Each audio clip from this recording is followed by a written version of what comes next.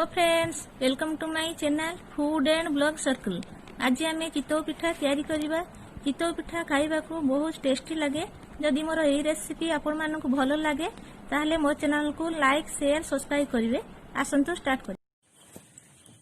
एथि पई मो एई सब सामग्री नेइची। नडिया 2 कप, अरुआ चाउल 2 कप, रिफाइन तेल एवं लूण नेइची।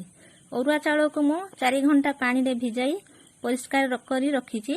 आसंतु एबे आमे स्टार्ट करिबा। देखंतु मु बहुत भलो भाबरे चाउल नडिया को चिकन करी बाटी नेइची। बहुत सुंदर भाबरे प्लेन हेइची। एथिरे मु गोटे चामच लूण पकेई देबी एवं क्षीर गोटे कप देबी। क्षीर बहुत लोक नियंती नाही, मु किंतु क्षीर नेइची।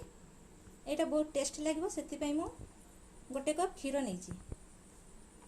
भलो भाबरे मु गळाई दउची एवं 2 घंटा पई मु कवर करी रखी दउची।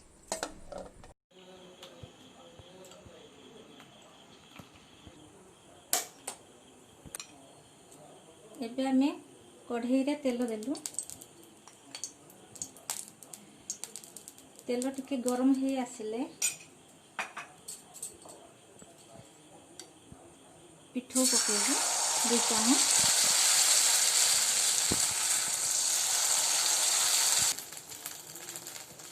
ताहापरे गोटे घोड़नी ढके देबु।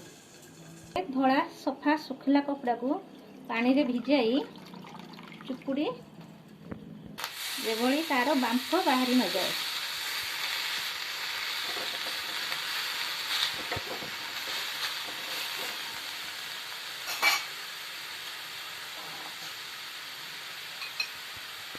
एवं पिठा सिझिया पानी पानी दे देबु। अल्प टिके पानी देबु। तापर 3 मिनिट पई आमे छाड़ी देबु। 3 मिनिट हे गलानी कढ़ाई रो कपड़ा को बाहर कर देबु। तापर ढाकुणी बाहर करबु। देखंतु पिठा हमर बहुत सुंदर हे गलानी। प्रथमे साइड गुडा को कढ़ाई रे बाहर करबु। देखंतु पिठा हमर नरम और बहुत सुंदर हेछि।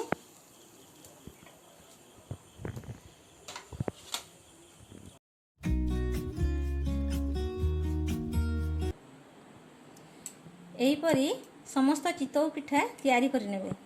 देखंतु केते सुंदर सॉफ्ट हेछि। खाइबा को मध्य बहुत टेस्टी लागिबो। घरे बनांतु, निजे खांतु एवं अन्य मानक खुआंतु। धन्यवाद।